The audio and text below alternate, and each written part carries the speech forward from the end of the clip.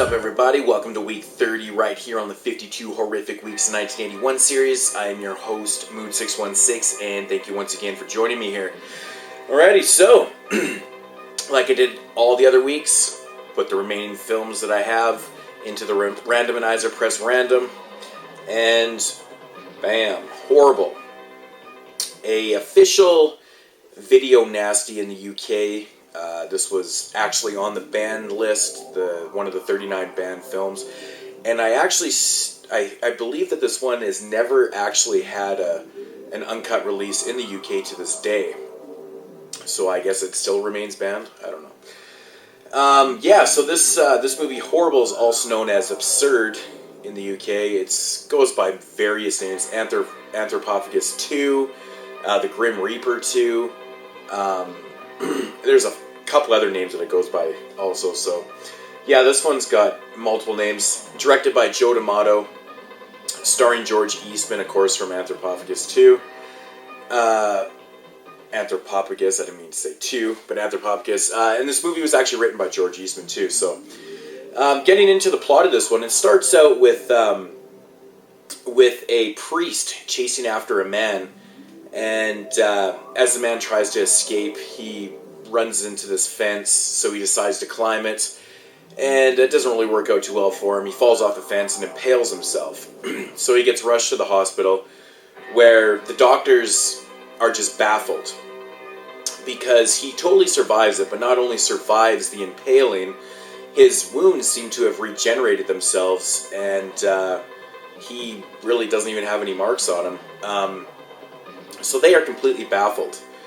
So as the man is still in the hospital bed, the doctors are just completely baffled. They tell the police what happened, and the police are actually interviewing they start to interview the priest, and so while that's going on, George Eastman's character, which is the man in the hospital bed, he goes by the name of Nikos. He actually comes to and starts murdering people in the hospital and escapes. He murders the nurse. So now there's a big manhunt for them, and the police start asking the priest, some more questions like, who the hell is this guy? What's going on? The priest ends up telling them that he was basically a Vietnam soldier that had been killed, and they were doing tests on him, some type of tests inside the church or whatever. Anyways, they ended up, rejuvenating him, and he comes back to life.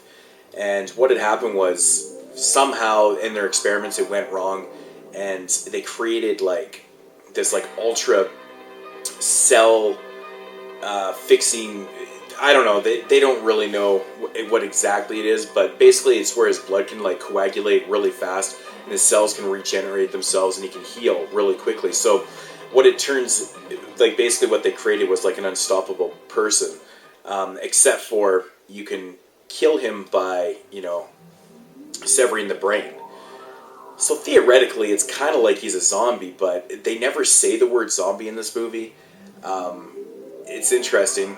But anyways, so when he breaks out of the hospital, he fucking goes on a crazy killing spree. Just randomly starts killing people. And that's the plot and the setup to the film. My thoughts on this one? I gotta say, George Eastman does a good job in this movie. He's got those crazy fucking eyes. In every other George Eastman movie that he's in, he kind of looks the same in this one.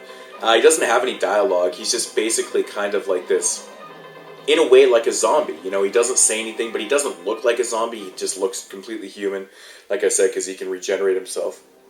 But he does a pretty good job, of acting like a pretty crazy killer.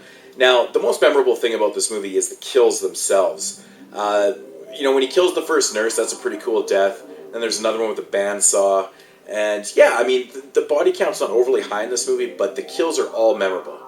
Even right up until the last one in the movie.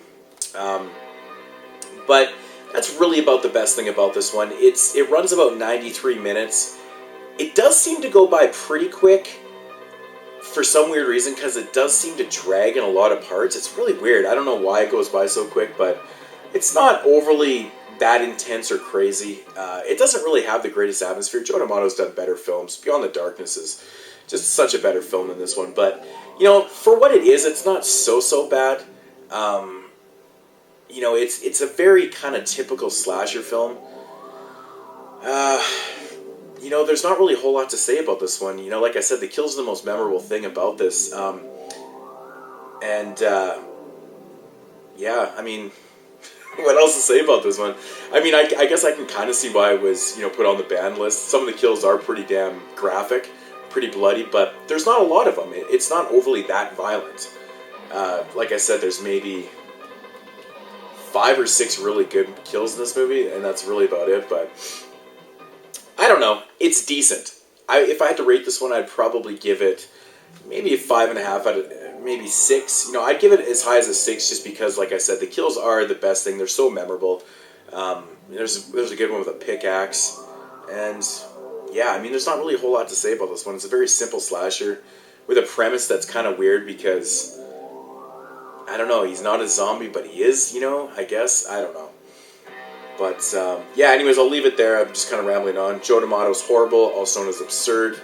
It's okay. It's definitely worth a watch. It's not the worst thing in the world. It's not the best thing in the world. It is pretty average, but, you know, it's worth it for the kills. So, anyways, Moose616 here, signing off.